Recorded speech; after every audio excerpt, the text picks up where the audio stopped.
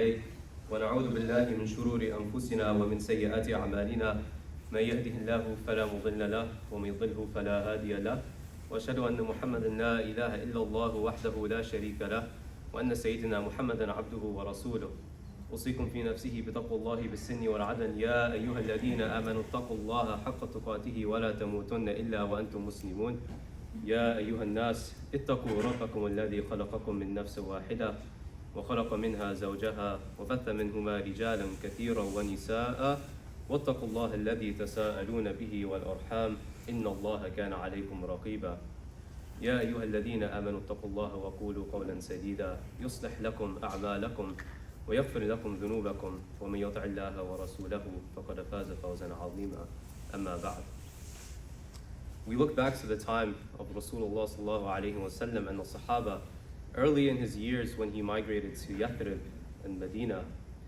And we look back to the limited accessibility and resources that the Sahaba had during their early phases of becoming Muslim and understanding the religion as to how it is back then, as to how it is now. And we look and we try to compare to what we have now to what was there back then. The resources that are provided for us and the resources that are here through any means, whether educational, whether professional, whether through online resources, whether through our books, through our friends, through our scholars, is a lot more accessible than what it was back then.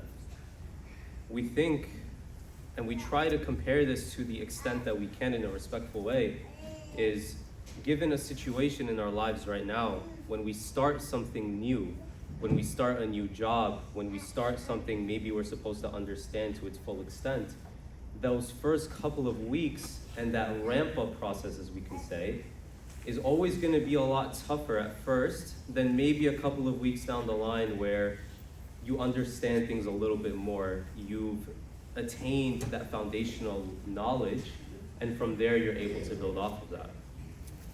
And through that foundational knowledge, we understand that at the time, it was through the one person, sallallahu alaihi wasallam, and through the revelation that he preceded and the revelation that he was able to acknowledge and disperse to the Sahaba at the time. And so just because it was the one person who was able to provide this knowledge at the time, we can argue saying that the accessibility for that knowledge was a lot more than what it is nowadays. Through any different means that we have now, we can argue saying that Rasulullah sallallahu alaihi wasallam is the one person who, knowing that anything that we read today, whether or not we question it, whether or not we think that, oh, there's a difference of opinion here or there, we understand that what was said from him is what the actual truth was. And so we take an example of this, and we take an example of the need for this knowledge through the story of Salman al-Farisi, or known as Salman the Persian, who, if people aren't aware of, can simply be put as one of the closest Sahaba of Rasulullah sallallahu alaihi wasallam, one of his closest friends, and a quick fact, the person who actually came up with the idea during the Battle of Khattak to actually dig the trench around the city of Medina at the time. And so we look back to his origination story, and we take this back a couple of years before his time in Yathrib. He grew up in a small town of Isfahan in Persia, or back then Persia. And his father was the chief of that village at the time. And his father had an immense amount of love for him, just as much as any father here has the immense amount of love for their children. This was to the extent that he was afraid of him leaving him, to the point where he confided him in his own home. And from his knowledge at the time, just out of the love that he had for him. And so he became so well adapted to the environment, to the religion, to the community of his father, that he evidently became the custodian of the fire at the time, the fire in which they worshipped, and was given the responsibility of upholding and upkeeping that fire, to make sure that the fire would never go out, that everything would be protected around it, 24/7, around the clock. He was the one held responsible for that. Salman al-Farisi was also someone who was very, very knowledgeable. Anything that he was introduced to would take it a step further and understand the why behind it. Nowadays, we take knowledge as it is, but we don't actually go into it a little bit deeper and say, why is it, or why is it that we question certain things? We ask ourselves, okay, we take something in, we adapt to it, we implement it and integrate it within our lives, but why is it that we do those certain things? I take an example from my own life. My brother is a young boy. He's not that old, but a couple of years back, when he was learning how to pray, he would copy us. It wouldn't be in steps, obviously. Sometimes he'd be in sujood while we were up in the ruku'ah, and sometimes he'd finish earlier. But he understood the idea of it. He understood the concept of it. And then one day he decides to ask, he's like, why is it that we do this? Why is it that we just put our hands up when we pray, we put our hands to our side, we go down in sujood, we say certain things during certain times of salah, we say certain surahs? Why is it that we do all of this? It's that question, it's that word that really is the point of this the point of this khutbah today. Is to understand the reason why knowledge should be attained and why it should be retained. And so we go back to the story of Salman al-Farisi, and one day, his father was busy with a lot of his chores, and he told Salman, I need to go attend to this. Can you please go attend to the crops that we have outside? And the crops were a little bit of a distance away. And so Salman decides to leave the house and he goes towards the crops. On his way there and on his journey there, he walks past a church. And not really taking much notice of it, but what he does notice is he hears something coming out of it. He hears the voices of people. And what he's able to take out of that is the words, by God, for God. And so when he hears that, this is something that's new to him.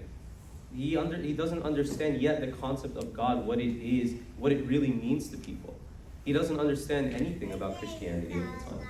And so what he does is, rather than attending to the crops, he goes into the church and he sees them surrounded. And he goes up to the person and he asks, who here is in charge? Or at the time, who here was the priest? And so they direct him to the priest. And he says, what is this that you're doing? Where did this come from? And so he gives him a little bit of a background story where Christianity originated from at the time of Sham, which nowadays is Greater Syria area. He talks about what it is that they believe in, what is it that they're doing, and why is it that they're doing it. And so Salman, being the person that he is intrigued by this. This is something brand new to him, something that is world revealing to his mindset at the time, that it so much just took his mindset away from attending to the crops and said, I refuse to leave until you guys are done. And I refuse to leave until the sun has set and you guys go home. And so he attends for the remainder of the sermon. And that when the sun finally sets and he goes home, his dad is there. And his father asks, Ya Salman, where were you? I went to go check on the crops and you weren't there.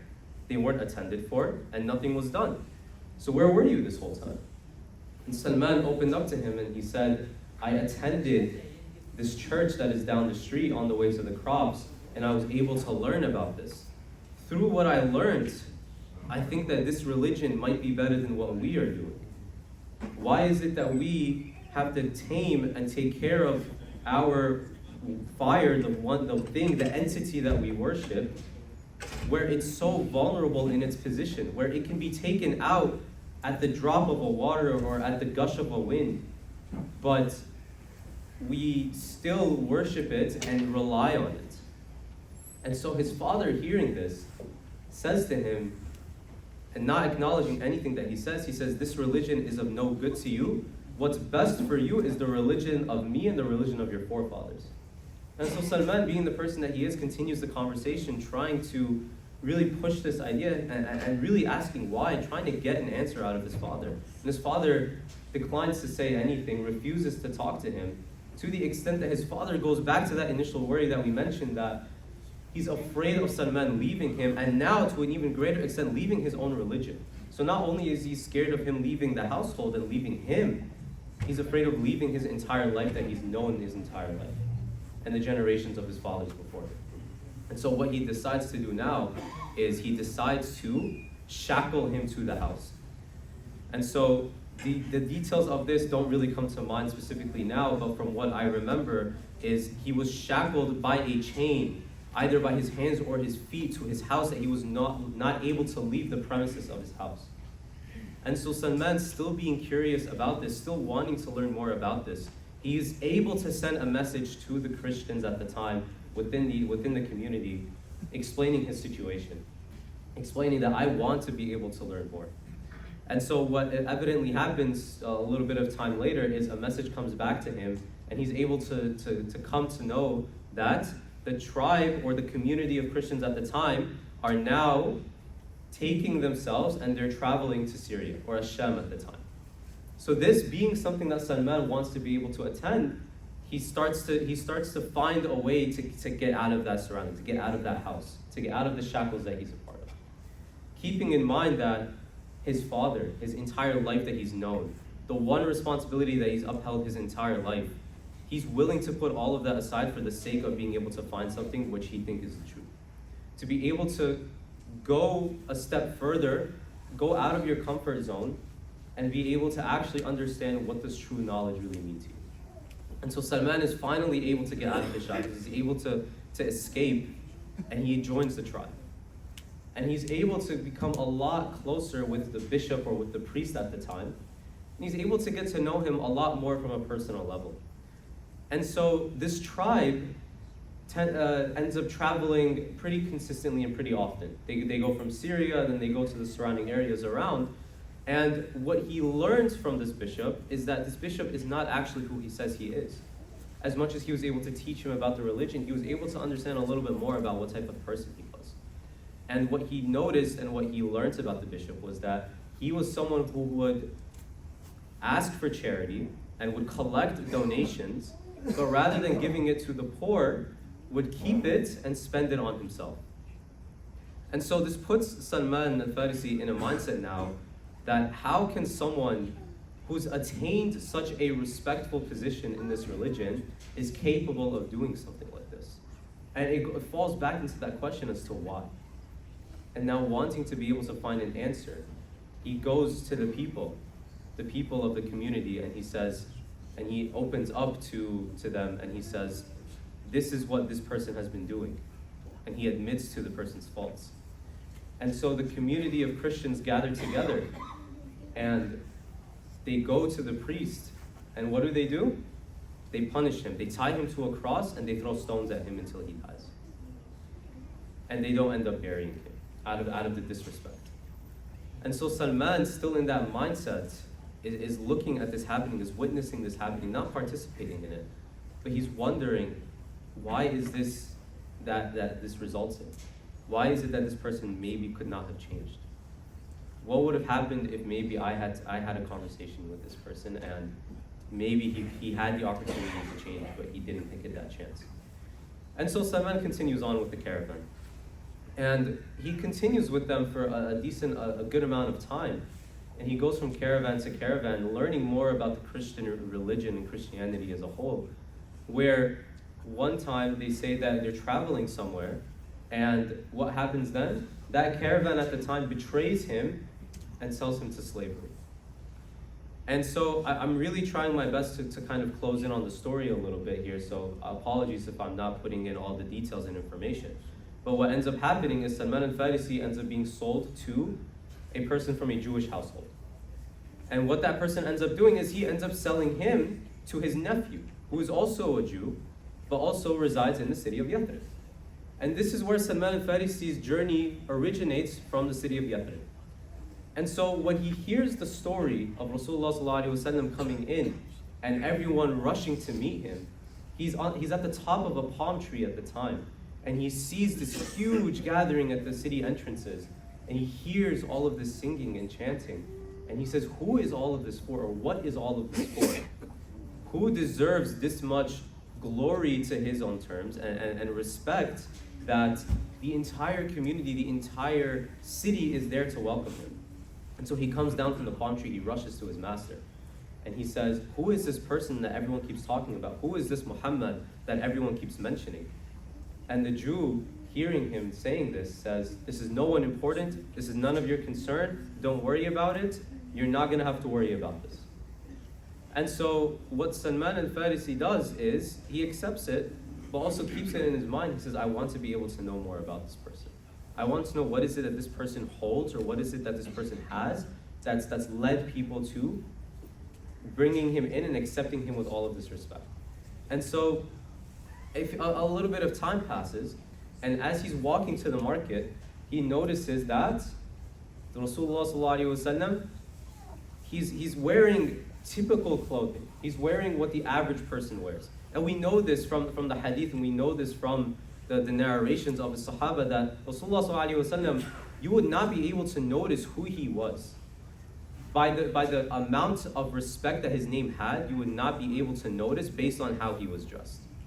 That he would dress like the typical commoner, as we would like to say. And so he notices that this is him by when people are calling him, or when people are saying his name, that he's able to declare that this person is Muhammad. But then he sees him like this, and he sees him in all of his clothes, and then he continues to question, why? Why is it that he's dressing like this? He obviously has the money. He obviously has the power. He can get whatever he wants. He can do whatever he wants. Not understanding the full story behind it. And so what Salman al-Farisi does is he wants to be able to meet him. He wants to be able to introduce himself to him.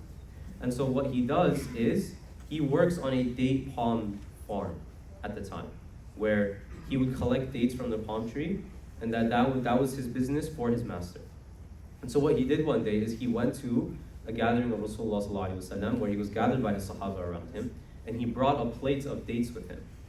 And he said, Ya Rasulullah, and he introduced himself to him, and he said, this is a form of charity from me to you, as a form of sadaqah from me to you. So what does Rasulullah sallallahu alaihi wasallam do here? And this is where we learn one of the most common lessons that we learn growing up, is Rasulullah sallallahu alaihi wasallam accepts the plate, thanks him for it, and passes the plate around to all of the Sahaba, not taking a single date for himself. And so all the dates are eaten, and all the dates are taken by the Sahaba, yet Rasulullah sallallahu alaihi wasallam hadn't taken a single one. And so Salman al-Farisi accepts it, and just stays in the gathering. And then the next day, he comes back with another plate, and he says, Ya Rasulullah, I noticed that you didn't eat any of the dates from the plate that I offered you yesterday. And so I'm giving you this plate now as a gift to you. And so what does Rasulullah sallallahu alaihi wasallam do? He accepts it, he thanks him for it, and he takes the first date. And then he passes it around. Just through that, and just through that one circumstance, he says, you are a person of the truth, you are the person to follow, and he makes his shahada right there on the spot. And this is the origination of Salman al-Farisi. And so the reason I mention this story is because the journey to knowledge is always going to be a journey of questioning certain things, asking why. But what we have to understand, and myself first and foremost, is understanding that the why isn't necessarily about what it is that we're taught by the people that we're meant to learn from. Our scholars are people that we've spent all our lives learning from. What I mean by that is if we're doing something and we've spent our entire lives doing it, we've acted upon it, we've integrated it within our lives, it's become so natural to do, that we need to understand what it is that we're doing this for. And just as important as it is to understand that knowledge and receive that knowledge from people growing up and even now, it's just as important to attain it ourselves. To go forward and go out of our way to understanding what it is that we do, why is it that we do certain things. We bring this back to a foundational concept of what is considered fard in our religion. And we can mainly prescribe this into two different categories. We describe this as fard ayn, which is our own personal fard, what is obligatory upon us, and then fard kifaya, which is a communal obligation. What is the community responsible for in order for that community to thrive? Something like that we could take as an example is a salatul janazah. Salatul janazah is considered a fard kifaya. What is considered a fard ayn? You completing your 5 salah, you completing your zakat. These are obligatory upon you. What is also obligatory upon ourselves is being able to understand our knowledge to a certain degree. not to what we've spent our lives growing up and understanding that, okay, I'm a Muslim, I believe in this, I believe in that, I pray my salah, I do my zakat, I fast in Ramadan, and that's good, alhamdulillah. Some of us aren't even capable of doing that. And so alhamdulillah for even being able to do that. But what the next step is we shouldn't be stopping there. We shouldn't just accept the fact that this is what I do, this is what I'm okay with, and this is what I'm content with. Never has anyone ever declared that there's a certain level of contentness at a certain level of knowledge. The people, the scholars and the talib al-ilm say that you are not a person of knowledge until you learn from three people. Number one, the people above you, the people who have spent their lives understanding the religion, our scholars, our shuyukh around us. That's number one. Number two is the people that are within the same frame sense as ourselves. People who are learning just the same as the average person you and I are learning from. Having these conversations with them, talking about these things, striving towards understanding certain things and going about knowledge together. And then the third one is from people under you. And what I mean by unders, I don't mean by people that we look at and say, this is someone less knowledgeable than me. We look at the people here who are early off in their life who are still learning about these things.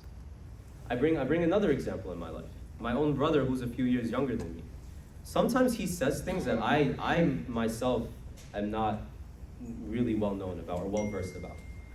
And sometimes he's able to learn things that I myself have not been able to learn yet. And this is always going to continue to happen. And so the reason they say this is because it's not to put us in a position where we are content with the amount that we've retained. And so just as important, and going back to this foundational idea, is just as important as it is to accept the knowledge that is around us, it is as important to question it and to attain it. أقول قولي هذا واستغفر الله لي ولكم ولسائر المسلمين فاستغفروه إنه هو الغفور الرحيم.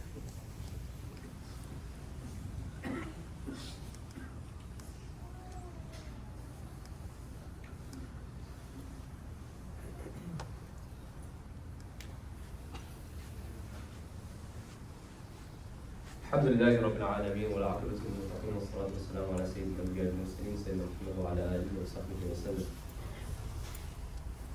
I end off the khutbah by mentioning just one very simple thing. That just as important as we said as it is to accept and receive knowledge, that it is as important to attain it, it is as important to retain it. And there's a very big difference between attaining knowledge and then retaining knowledge. A lot of times we attend the khutbah, we attend certain halaqas, we attend gatherings, and we learn about a lot of different things. We learn about different concepts, we learn about different stories, we learn about different ideas. But how much of that do we truly retain? How much of that do we truly understand that we really embody in our lives? It's very, very hard to do that. The attention span of the average person is not said to go more than about 2 hours of learning. Sometimes we go a little bit farther than that. Sometimes we go a little bit less than that. But how often are we truly retaining the knowledge that we have? And so I bring this back into the book of Imam al-Haddad. It's called the Book of Assistance. There's one chapter in there where it mentions the chapter of social responsibility. That the number one thing that he mentions in this book is that the first step of being a socially responsible person in Islam is being socially responsible for yourself. And what does that mean? Is that you need to be responsible for yourself before you go about being responsible for those surrounded by you. That you need to be able to do your due diligence on yourself, perceive everything around you, while accepting it, but also questioning it and going out of your way to understanding why it is that I am Muslim. Why is it that I question these things, and how am I going to go about understanding that? And so I ask Allah subhanahu wa ta'ala to let us be the talib al-ilm, to let us be students of knowledge who continue to strive, even when we think that we're at a point where we ourselves are knowledgeable in our own sense, but we continue to strive for it, and we keep ourselves humble on the continuation of this. ربنا لا تؤاخذنا إن نسينا أو أخطأنا ربنا ولا تحمل علينا إصرا كما حملته على الذين من قبلنا ربنا ولا تحملنا ما لا طاقة لنا به واعف عنا واغفر لنا وارحمنا أنت مولانا فانصرنا على القوم الكافرين اللهم انصر الإسلام والمسلمين في غزة اللهم انصر الإسلام والمسلمين في السودان اللهم انصر الإسلام والمسلمين في كل مكان. اللهم انصر الإسلام والمسلمين في كل مكان. اللهم انصر الإسلام والمسلمين في كل مكان. عباد الله، إن الله يأمر بالعدل والإحسان وإيتاء ذي القربى وينهى عن الفحشاء والمنكر والبغي يعظكم لعلكم تذكرون. أذكروا الله يذكركم واشكروه على نعمته يزدكم ولذكر الله أكبر والله يعلم ما تصنعون. وأقم الصلاة. بسم الله.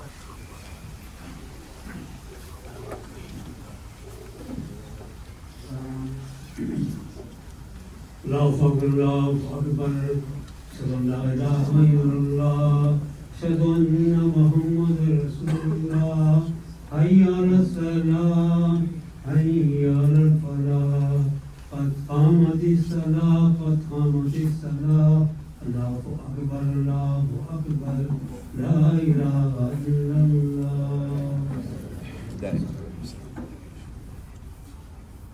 استووا استقيموا يرحمكم الله. استووا استراتوا استووا واعتدلوا صوا صفوفكم فإن تصفية الصفوف من تمام الصلاة. الله أكبر.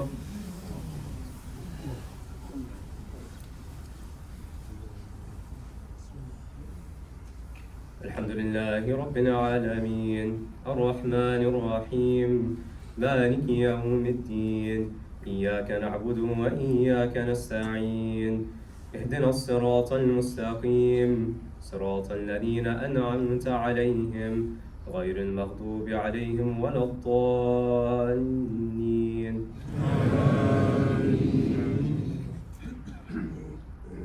والسماء والطارق وما أدراك ما الطارق النجم الثاقب إن كل نفس لما عليها حافظ فلينظر الإنسان مما خلق من ماء دافق يخرج من بين الصلب والترائب إنه على رجعه لقادر يوم تبلى السرائر فما له من قوة ولا ناصر والسماء ذات الرجع والأرض ذات الصدع إنه لقول فصل وما هو بالهزل إنهم يكيدون كيدا وأكيد كيدا فمهل الكافرين أمهلهم رويدا.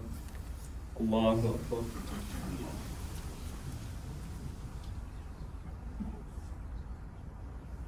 سمع الله لمن حمده. الله أكبر.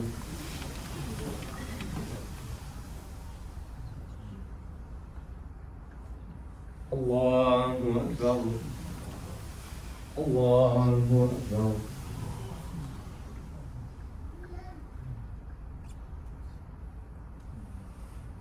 الله أكبر. الحمد لله رب العالمين الرحمن الرحيم مالك يوم الدين إياك نعبد وإياك نستعين اهدنا الصراط المستقيم صراط الذين أنعمت عليهم غير المغضوب عليهم ولا الضالين.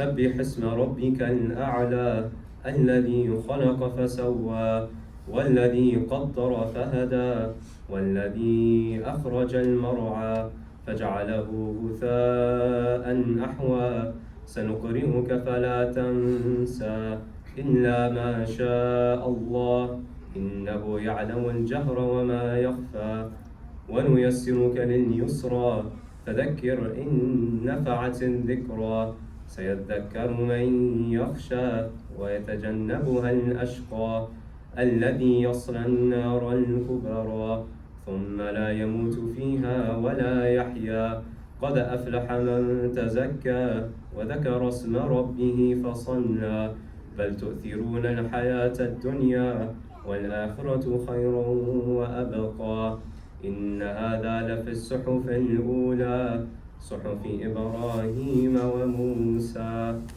الله أكبر.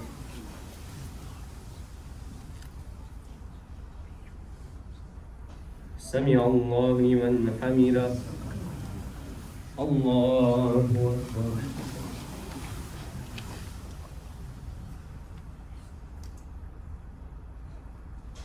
الله أكبر الله أكبر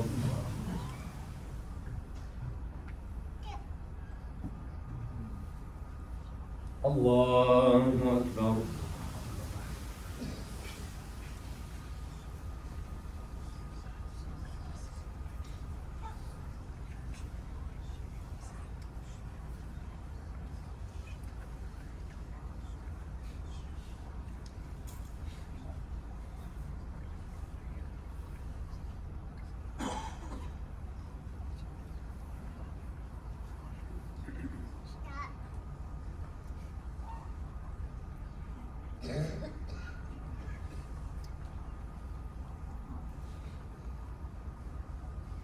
السلام عليكم ورحمة الله السلام عليكم ورحمة الله